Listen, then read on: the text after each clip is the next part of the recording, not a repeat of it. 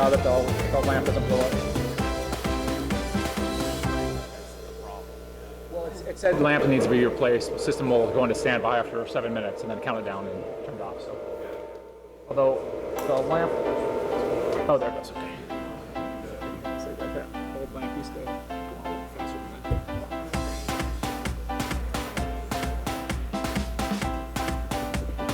that. There was a little red message over here on the side.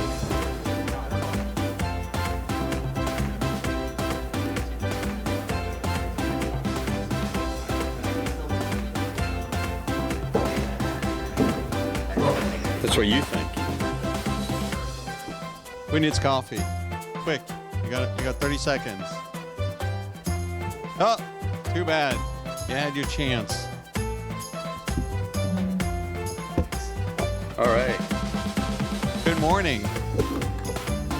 Thank you for waking up and coming to 1 Million Cups. Rudy, we are good to go? We're good to go.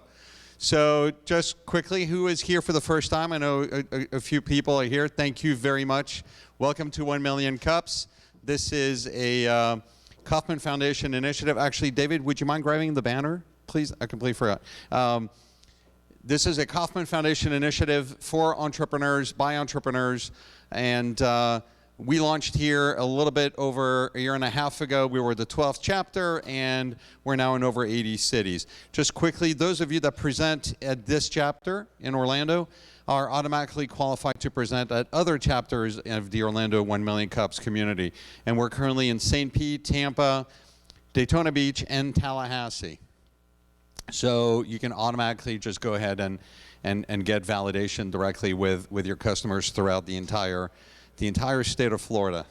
If you want to open one in Miami, go for it. They just closed theirs, so so there's an opportunity to relaunch in Miami. This is a simple process: 6 minutes presentation, 20 minutes Q&A. This is an uplifting, friendly approach to feedback. This is not Shark Tank. This is Guppy Tank. Feel free to hashtag that, and along the way, please give some social media love to all the various people you see back here. Real quickly, I want to introduce you guys to our volunteers that are part of the organizing team. Sitting right there is Angela. Thank you very much. David, our tech. Joining us for a few more weeks, I think Nancy from Kansas City. Away from us right now in Puerto Rico is Jan, and the baby of the bunch right here is Stephanie right here. It's been ongoing. We started day as me being the old fart, so we had to go there. So without any further ado, if we can have our first presenter who is joining us, Talon Simulation from UCF. Are you ready? Come on up. Let's welcome them.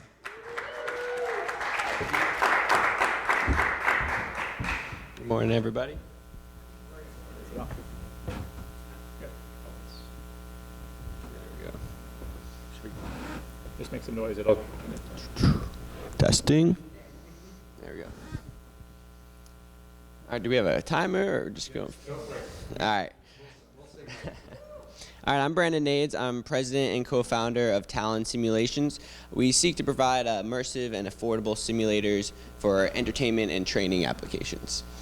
We're going to do this by integrating the strong potential of the virtual reality and augmented reality markets. As you can see here, the growth of the industry is estimated to go to $150 billion by 2020. This will disrupt the mobile market, and it's just a new, trendy technology. It's immersive, it's hip, people are just really into this. And as you can see, augmented reality is the darker of the blue. Right now, virtual reality has the stronger portion of the two, but as the years grow, people will be more into the augmented than virtual reality markets. So we'll utilize this to overcome the limitations in current simulators on the market. They're large and bulky, expensive, and they break down a lot, and the technology is obsolete. So what we plan to do is integrate these off-the-shelf headsets. Currently we're working with the Oculus Rift, and we'll be integrating off-the-shelf controllers with a 2 degree of freedom motion base with trade secret motion technology, and run it off of one gaming computer. And this gives us our beta prototype, which we call the IFS Eagle. It's a 2 degree of freedom motion platform. You get pitch and roll, And with the Oculus, you have 360-degree field of vision with head tracking. It's HD, it's 3D, and it provides a very portable unit. It's very rugged, and you can run the entire system off of one wall outlet with 3-phase AC motors with a 750-pound payload. So like I said, it's low cost, it's portable, you can bring it around. We've been bringing it around in the back of trucks and in U-Hauls doing demos, so it's very rugged and it's adaptable. Right now it's a flight simulator, but you can easily switch out the parts and make it into a car, make it into a roller coaster. So that brings me to our customer segments. We're going to focus on training, which is a $14 billion industry, and flight training encompasses 20% of that market. Also arcades and entertainment centers, Dave & Buster's, Chuck E. Cheese's. The two of those companies actually encompass 75% of that $2 billion industry. And then high-end gamers. This is at a price point that is attractive to high-end gamers, which is defined as someone willing to spend over $1,500 on gaming equipment. And so there's 54 million of them in the world, in the industry worth $16 billion. So we're going to offer direct sales to our users, as well as through the help of a distributor. So we know they kind of know different areas better, they can get us more customers. We'll offer different accessories and add-ons. So if you want a different vehicle package, we can sell you the different games from us that will work with our motion base. So you have to go through us to do that. And then daily and weekly rentals. We see that people want to be able to use these maybe just for an hour for fun, or even to rent them for demos at trade shows or weekly or an event that they have going on. And then consulting services if you want help manufacturing your own. This venture stems from a UCF mechanical engineering senior design project where my team and I came up with this idea. We got funding and approval all before the semester started instead of taking a university-sponsored project. So we spent the 2-semester course manufacturing what you see here, our first prototype, which had a motion base that ran off of windshield wiper motors from a Ford F-150. So we made several trips to a junkyard, but it was a good proof of concept and it worked, and it's what got us to where we are today. Yeah, and the recognition we got from our senior design showcase led us to a National Science Foundation grant to test the commercial feasibility. We used those funds to build our second prototype, which you saw, which is a lot more reliable and efficient. And we demoed it for the first time at ITSEC, which is the world's largest training and simulation trade show at the convention center. So it was really rewarding. We had middle school or high school students, private pilots, instructors, all the way up to retired Air Force veterans try out the system. So it was just really fun to get people's feedback, see the value in what we developed. And then we demoed at Otronicon, which is Orlando's largest interactive media show. And out there we got to test the arcade and entertainment center market. Everybody was like, I want one of these in my houses. So we were able to validate both of those customer segments through these shows. We've had over 300 customer interviews now and over 800 people demo our beta prototype. And we're able to take all this information and formulate a valid business model through UCF's I-Corps program. It was the first cohort. It stems from Silicon Valley, and it pairs us up with serial entrepreneurs and investors to really help you get out of the building, talk to people in your industry, understand what they do so you can help formulate your business model around it and utilize lean startup as much as you can and fail quickly. So that's been really helpful. It led us to take first place at UCF's business model competition, and I'm actually competing in the international competition. I'll leave for Utah tomorrow. So we're representing UCF out there, out in BYU, out in Salt Lake. And my team and I also won first place at UCF Joust New Venture Competition, which really, we're utilizing government grants and competitions to bootstrap our startup. Our current partners, Sim Center Tampa Bay, is an entertainment center out in Tampa, and they are an entertainment center. You go out, you use the simulators, you pay $75 to $150 an hour just for fun. And they're beginning to franchise out of Tampa now, so they're going to also be a strong customers of ours. And we're working out of the Skyline Attractions Incubator Program with veterans of the amusement industry. We get their engineering and business consulting. And we're licensing that motion technology from Talon Simulations, which is a local motion platform company that's been around for 30 years and has technology proven reliable and efficient. So to sum it up, we really want to make immersive simulators more accessible to the masses and play an integral role in the next generation of simulation. Thank you very much.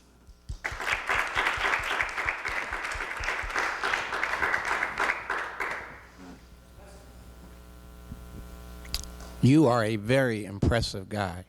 Thank you. I'm really blown away by this. So a little question. How did you come up with wanting to use motors of windshield wipers? Well, we only had $1,000 to build this simulator for the project, and we could get those for $15 at a junkyard. The catch is you have to rip them out yourself. So every time we ruined one, we had to go back and get a crowbar, and they're not easy to get out. So, but it was the most efficient way just to make a proof of concept. So. Mm-hmm.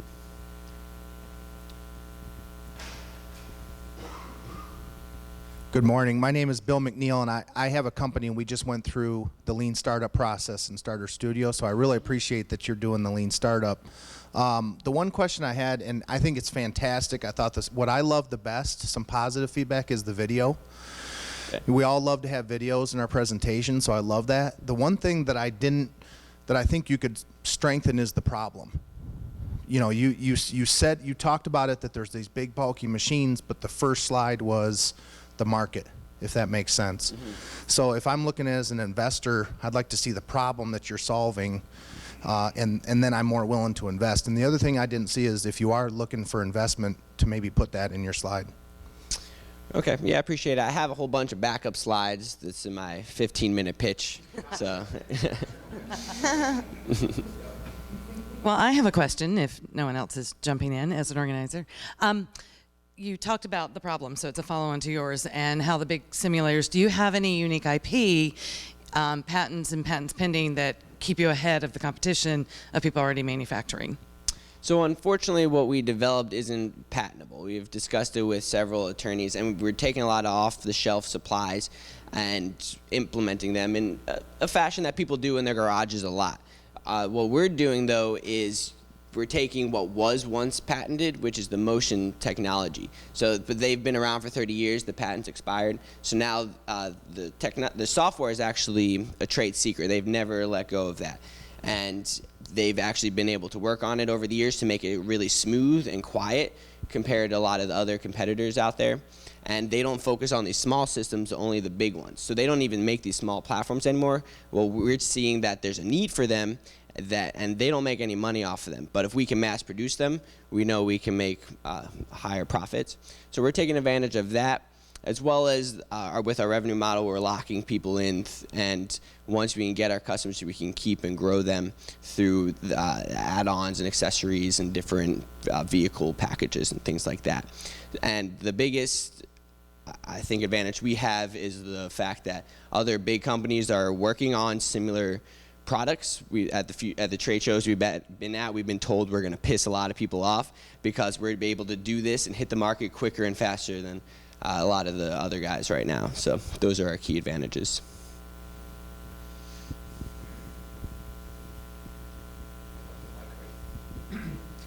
Great presentation. What do you have one product, or are there multiple products? And what's your price point, especially for the consumer segment? Because it seems like it would be something that would be very expensive.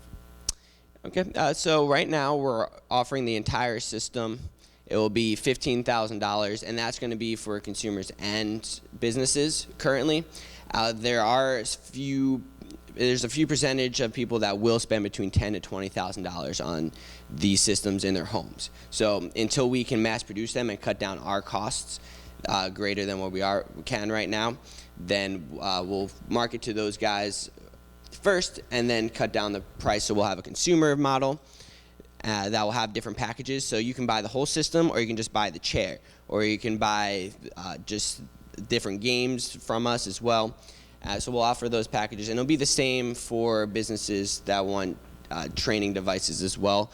If you already have computers, or if you have a deal with Dell or something, or if we'll do the whole system and we'll customize them. So we'll have, this is our flight simulator, you can buy that, or you can customize it as well. So have you considered doing one with maybe, I think you said a 700-pound load capacity was what you Yeah. what your platform was. And I don't. Have you considered doing one with a lower load capacity? Because I would assume gamers and things wouldn't need quite as they probably don't have as much equipment, I would guess. Right. And so, you might be able to save some cost. I mean, it might be a bit down the road where, And we can actually do a 500-pound one as well. We're using 1/3 horsepower motors, but we can cut them down to 1/4 horsepower. Just now that, so we can offer that to people in their homes, reduce the cost a little bit. But because we're bringing the prototype out and having hundreds of people use them, that was why we took it up a notch. But right now, it costs us $6,500 to build one of these. So we found out that we wanted to initially go out there with sell them for $10,000, but when we were doing different tests on the prices, people were willing to pay up to $15,000. So that's where we want to start at. But our competitors, we have one in Australia and one in the UK, and they sell similar things for about $7,000 to $8,000. So we know we need to get it down once we can mass manufacture. So I know you mentioned flight simulation, maybe cars. So my question is, how long is the development time if a client or a brand were to come to you and say, we would like a model created for us for the software end of it? We can do that right now. It's really simple to apply it for different vehicles. We just need a different software, and then our programmer can get the physics data to work with our motors. So we're trying to compete for more competition to raise more money so we can make several different platforms. Right now we have the one, it's catered to a flight simulator, but we have it working as a roller coaster simulator, and the next purchase we're going to make is all the equipment to make it a car. So we have that capability right now, and if someone did come to us and say they wanted one, we'd be able to deliver it. And what type of lead time would they need for that? We give 30 to 60 days for one unit. I guess as a follow-up to that one, I was curious as to what simulations you found most desirable. Once people realize you can simulate a situation, who and what are they looking for? You mentioned cars and obvious aviation, but going into games and other situations, what do you find the most popular? Well, what people really want to see is be able to do dogfights in fighter jets and network them together. That's been the biggest thing people have been wanting from us. So as soon as we can build 2 simulators, the first thing we're going to do is network them together and have that capability to demonstrate. And we're doing 3 trade shows, one in October, November, and December. And by that point, we plan on having our booth where we'll have 2 simulators that we can do that. And there'll be different vehicles, so we can show how adaptable our systems are and how you can network them together. But because we've talked with so many different people from different customer segments, we've noticed that they want what applies to them. So we need to be able to cater to anything. So that's why we know we need to be able to make it a car. It needs to be a fighter jet or a general aviation aircraft. Maybe not commercial, because you can't log thousands of hours on our simulator, but you can get the basic hours for a private pilot license. So we want to be able to do anything you can think of. Totally doesn't suck. All right. Thank you. However, I'm the one guy in here that's the most bizarre, as I only work with artists, and we use a lot of tech to do that in an odd way. You said that you've applied for simulations for motion-based things. Have you guys put any thought into something for someone who is homebound that want to do a tour, a virtual tour of something that was far more in depth than anything that's out there? Because I can see that you pretty much have 97% of what I'm looking for. Have you guys thought of anything along those lines? Yeah, actually, there are several companies that do custom simulations. Like if you go and say, I want a tour of our apartment complex or our hotel or something like that, you can get that modeled. And people are integrating it with these headsets. And all you have to do is you use the keyboard to walk around, and you can look around and everything. In an actual chair. So you would move around in that chair. Well, you could potentially do the same thing. We're currently, everything isn't wireless, so it'd be hard to actually move around. But I think the technology could get there, and I think you could definitely make an application. The possibilities are endless with virtual reality, and the technology is getting upgraded more and more every day. So being able to make an application like that was something we never thought of, but I think we could look into it. Yeah.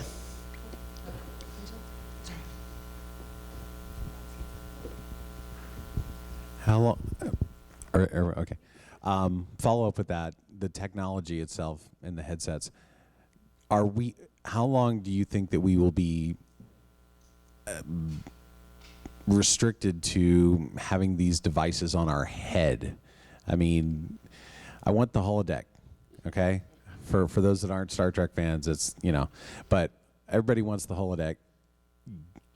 Is there a company, or does anybody working on something that is not necessarily holographic based, but can look at 3D without the freaking headsets? Well, it's getting cut down from headsets more into glasses. I don't know if we'll get past the glasses point where we can just show images on your eye, but it's to the point where they're beaming images directly into your eye rather than your eye seeing them. So that's the next big thing coming out, and it's way more comfortable than putting on these headsets. You just put on a pair of glasses. So we're pretty excited for all these new headsets to come out and implement them with our systems. We know it's going to be a lot of fun, and it's where the technology is going. Actually, I just want to add a comment. And Boone, there's already patents pending on contacts that do that. Ouch. Right here. Hi. I love the concept. And you mentioned about using it to learn how to fly. And then I think you mentioned driving in terms of gaming, right? So something I've seen overseas, and I was wondering if that's something that you're thinking about, is using it to teach kids how to drive, basically.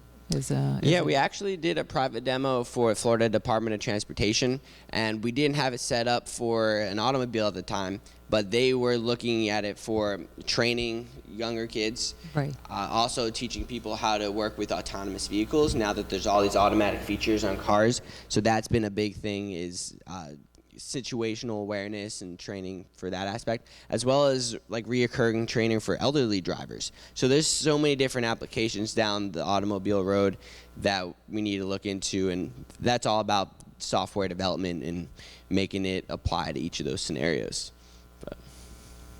All right, Brandon. Well, we always end with one final question, which is, as a community of entrepreneurially driven people, resources, what is the thing that the community can do to help you be more successful? Well, we're getting ready to officially launch this summer. We're getting all the resources we need together from our winnings in these competitions. But the biggest thing is, if you know anybody that's looking for something similar to what we're developing, we want to get our product out there, start making some revenue, gaining some traction, and that way when we do look for investment down the line, we can already have that behind us. So we're really looking for our first customers, people willing to take the risk as a new company, as a startup. We know it's difficult. So we want to be able to get our name out there and demonstrate we are reliable and we can be a very reputable brand out here. So if there's any introductions, don't hesitate to reach out to me at brandon@talonsimulations.com or on a Facebook or a website. Thank you guys very much. Thank you. Exciting stuff. So, all right, everyone, it's our mid-time break. A couple of things that we want to let you know about next week. Of course, we encourage everyone afterwards to stay around and network. We're going to ask a favor of you next week. Our lovely sponsor, the Rollins Entrepreneurial Center, has asked us to help one of their recent graduates. His name is Jared, and he has a series of shops and entrepreneurial ventures out at the airport, and he is doing a lot of public speaking. So he's going to be giving it's about a 10-minute presentation on developing your entrepreneurial spirit and your entrepreneurial skills, and they've asked us to be his audience because he needs an audience for a demonstration. So two things. One, bring a friend next week so we can fill up these chairs. bring that friend every week so we can fill up these chairs.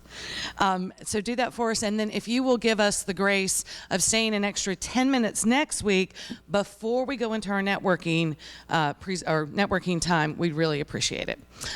Second thing, don't forget, if you parked in the Rollins parking garage, they are gracious enough to provide us parking passes, and they're the little yellow slips outside. We still need more presenters. I'm loving the fact that we had a Joust quality candidate, and we have some really, our next presenters, really exciting, different end of a spectrum. And we definitely need more presenters coming into the pipeline. So please, you know, when you're seeing things like Canvas and Catalyst and all of those groups, ask them to come into our pipeline by going to 1 Million Cups Orlando.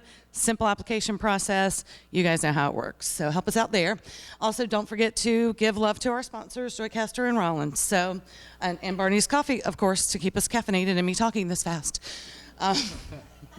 So next up, we have the guys from, oh, they're there, from CannaLIF, and they're going to be telling us about their new CannaCASE. Hey, everybody.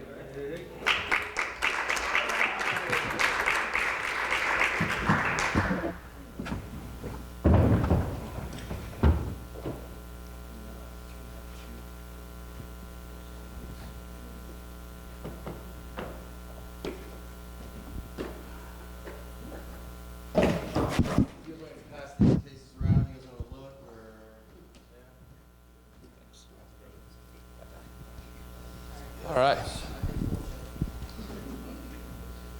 Last gentleman was incredibly crisp, so bear with us if we're not quite as crisp. And I guess I can get started, Chris. Ooh. Oh no, he gave it to you.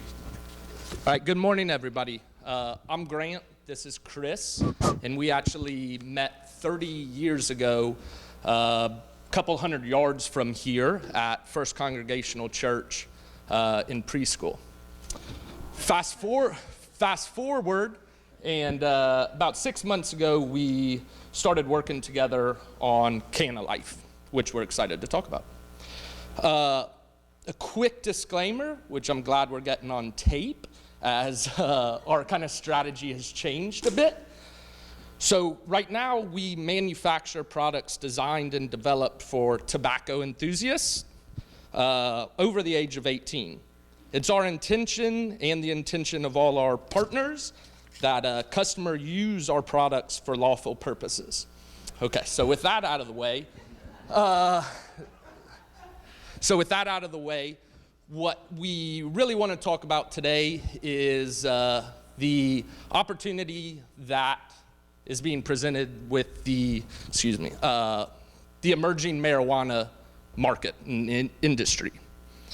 And that is CannaCASE, which is a case for glassware, like glass pipes and accessories. Chris. Okay, yeah, so basically people are spending a lot of money on glass these days. The pieces you're looking at here are probably around $600. Retail, wholesale, you're looking at about $200 to $300, depending on how well you know the glass companies. I'm sure you can work some good deals. But this is what's called heady glass. This little guy, probably in the $1,500 to $2,000 range. And one of those legs breaks off, it'll probably, it's about $500. So cases for glassware like this is, what we're kind of trying to get in the market for. One of the reasons we are different from the market is we offer this customizable pick and pluck foam. So you can make it fit any glassware you have. Obviously, you saw the shapes and different sizes.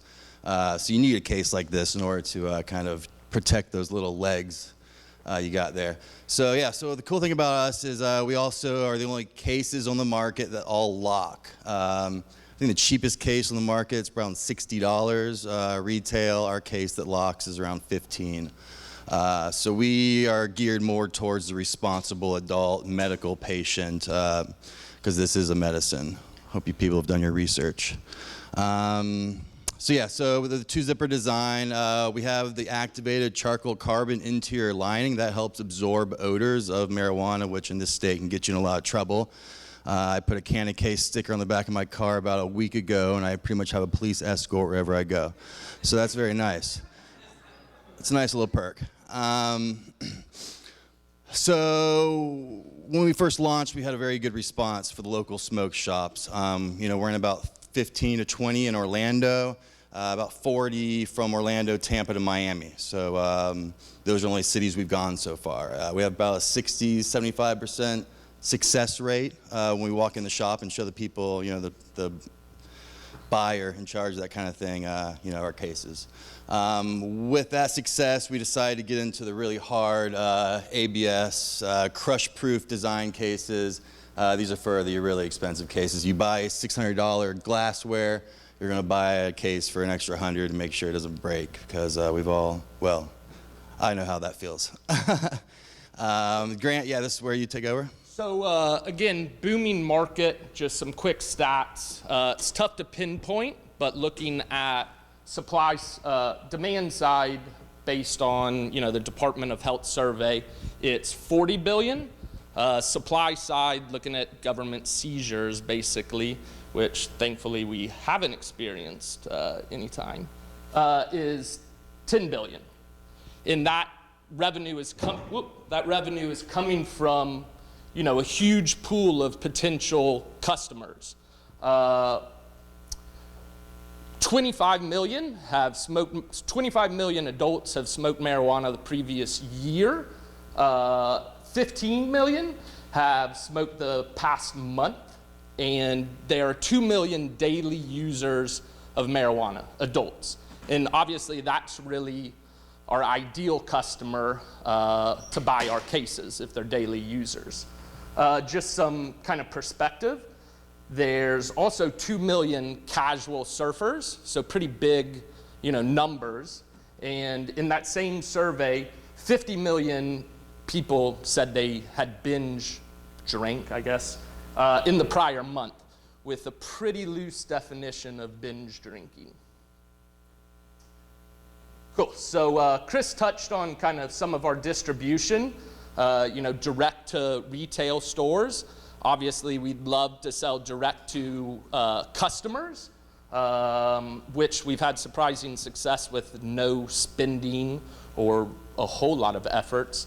And then finally, a 3-tier system working with distributors, which is we haven't done yet, but is going to be key to long-term scalable growth, and one of the areas we could use some help. So yeah, and kind of why we were showing shops our cases, this being Florida, everyone looked at and said, this would be a great gun case. Yeah, so actually half of our online sales so far have been a case with my 9mm in the picture. So they're selling, for online, they're selling, obviously more people have guns than smoke marijuana, so that's kind of the way that goes. We encourage both. Not at the same time. But yes, so obviously they lock, so that's another big gun perk. And so yeah, we're going into the gun cases now, and we are moving into patents. We were rushed to market because of the demand. I just showed this to a couple shops, and they said, yeah, I want it. So I just said, okay, I'll start making them without really putting much thought into the actual design. So now we're getting into patents. Our competitors, they all patent their cases, and they have sued each other. We've done a little research in that. So, the way you can help us out, we need a Magento back-end guy. I can build some typical websites, but when it gets into wholesaler logins, all that good stuff. Setting up basically different tiers for the different distribution channels. Yeah, and also I want a patent attorney, local guy. West Palm before, and I didn't like it. I want some guy I can go into, walk in his office, kick in the door, and say, where's my patent? No, I'm just kidding. But yeah, so that's where you can help us out. Okay, guys, we're going to open up to the audience for questions. I just am so excited about this. On 6 minutes. Close? I knew you would be first. Or him. Yes. Good morning. Good morning. Wow. Just, yeah. Okay, so I have two questions, and I'll ask them individually, okay? Because I know what it's like being up there and people ask you two questions and you answer the first list, like what? Okay. So you said the thing that makes us unique is we lock. So you're telling me nobody else's case locks? It's just... Not on lower end cases. Use the mic. Not on lower end cases. Yeah, hold the mic. This is how the microphone works. All right right. up here. Got it. I got Awesome. a trimmer here, so bear with me. Not on lower end cases, and not other competitors don't ship with a lock, nor is it like a key part of their messaging. Okay, cool. Very cool. And so, yeah, I could ask about messaging too. But then the second thing is about armory gun cases. So does it come in all different sizes? So you can make one for rifles and handguns? And You know, we're 3 weeks old. So, oh, wow. Yeah. On the gun side. Well, we're about 3 weeks old. I mean, I started developing these in December, and we just got our first one in February. We just sent our first orders to our customers 3 weeks ago. Congratulations. Yeah, well, thanks. So yeah, everything's been going really well.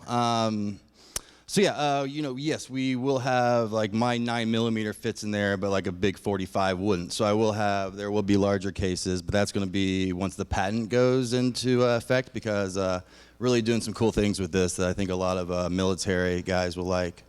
Those are the big. Awesome. So then are you guys going to start going to the gun shows? We probably will have to, yeah. I mean, there's 50, local independent gun stores in Orlando alone, so we would test that first, for sure. One market, so I have a business that we have a ton of camera equipment and broadcast equipment, and I tweeted I was excited about before I realized what CannaCASE stood for.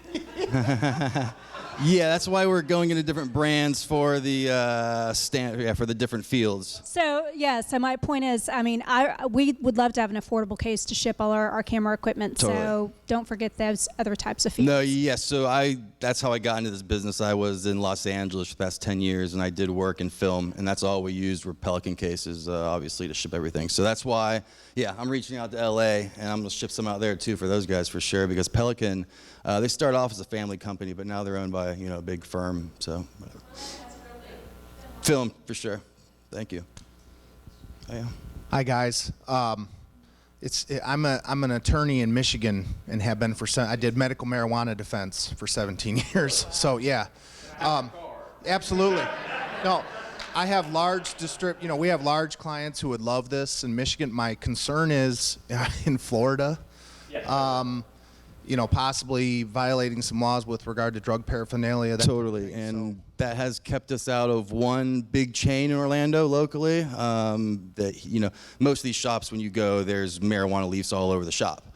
This place in particular, he plays it extra clean. There's nothing anywhere. They do have Dime Bags, which is a competitor, and Dime Bag is obviously direct slang for any kind of drug you'd buy on the street, a $10 bag. So I don't, it's all disgusting politics. It kind of pisses me off.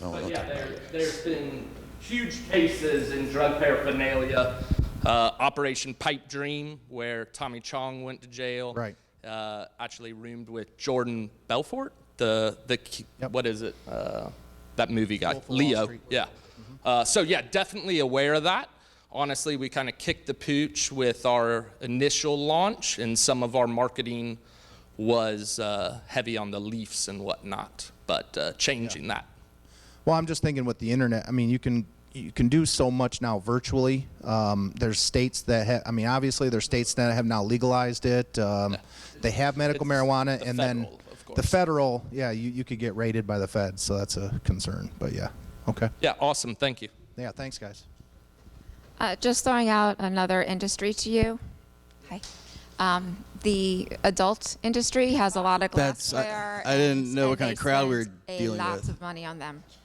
Yeah, so when we walked into these shops, a lot of them double as a adult store as well, and they mentioned that this would be great for all women devices. Traveling,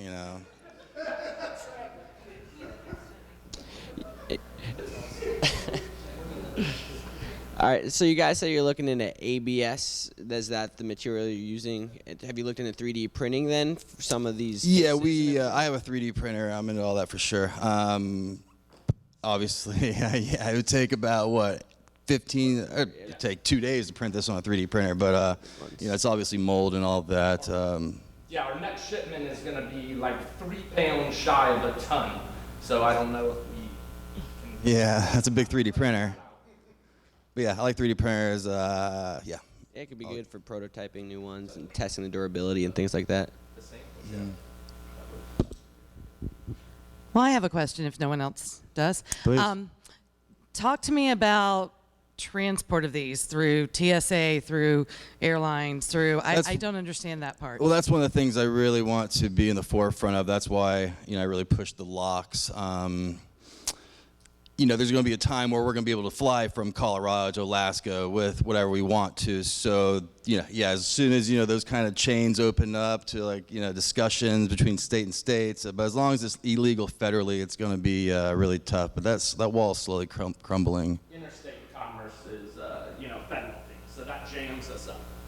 What's really popular actually in Colorado are cases this size with a magnet on the bottom, so you can stick it underneath your car and drive out of Colorado with your stash. So Thanks for giving away that tip. yeah, take the mirror. Considering this is on film. Oh yeah. Hey, Jan. Sorry guys, we got out okay. Guys, just one quick follow-up. Has anyone introduced you to John Morgan yet? Well, we're local. funny. We're local guys, so we all, you know, we're well aware of John Morgan. Okay. Thank you, though. Okay, sorry. Yeah, so marketing. Yeah. Not there yet. Yeah, well, no, I got that. So my request is this, right? I'm clear you guys are a very young business. I got that, right? And here's the deal. At some point in time, all this is, it's, you know, almost every state's probably going to have this be legal at some point in time. Who knows when, right? That's the reality of it. So great job on getting ahead of the market and ahead of the curve. You know, just something to think about is to really create a strategy and align yourself with some of the organizations that are creating, they're actually doing using the cannabis oil as well. Because the medical side of the market, because the body actually uses it completely differently, as you guys know, the medical side of the market will be huge. And please include that in part of your strategy. You know, We definitely have. All the fun and kidding aside, you know, it's God put this plan on the earth for a reason, and it's up to us to figure out how to use it to the best of our ability to make a difference for humanity. So totally, and that's you know, we're a medical market is our market. That's, you know, the lock is kind of, you know, towards the medical market, child-proof. You know, you and I could rip it off ourselves, but you know, a 4-year-old who wants to eat that cookie, he would have a problem, you know. So yeah, we have a case that actually says medical on it. So if you get pulled over by the police, they see you're possibly a cancer patient instead of just a stoner, and you know, I'm sure they'll give you a little more leeway. Keep your papers in it too. Yeah, keep all your information and stuff.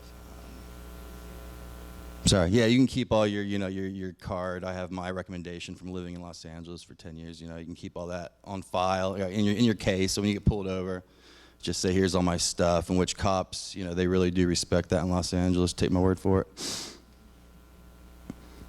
Yeah, anybody else? sorry, I'm full of questions. So what prompted you to come up with this? See, I was a cultivator in Los Angeles. I worked in film, Apple, GoDaddy. I was the first working on iPad. You know, I pretty much saw it before anyone else did. I was growing on the side just for fun, and then I started really enjoying it, meeting people who were really using this drug. I grew medical grade, so the best stuff you can find in this country. And once I moved down here to hopefully open my dispensary, I have a lot of local Winter Park contacts, so I had a lot of friends with local contacts get it done. The bill didn't pass. The next day, I started this. I was just, nothing else to do, and I was stuck here. So, yeah, I want to do what I could. Thank you. All right, well, in the spirit of 1 million cups, we'll wrap up with our question, which is what can we, as a community of entrepreneurs, do for you guys? Oh, yeah, I kind of covered that, but yeah. Take it over. Yeah, so help with the site. We're pretty committed to using the Magento platform, especially help with the back-end stuff. Looks like we found our attorney, so we're good there. Yeah, I'd love advice, help, kind of guidance on working with distributors. You know, I never done it. How do you price it? How do you deal with channel conflict? You know, all the challenges that would arise. Yeah, and of course customers. You got any customers, send them our way. Yeah, the one distributor we spoke to. Use the mic. Thank you. I said, yeah, we spoke to one distributor locally, and he threatened to rip us off. So we've done research on this guy. We've talked to local guys, and evidently he's just an asshole, and that's what you can get in this business sometimes. But for the most part, it's a great business to work in. Obviously, we're awesome. I mean, come on. All right, guys. Thank you very much. Thank you, everybody.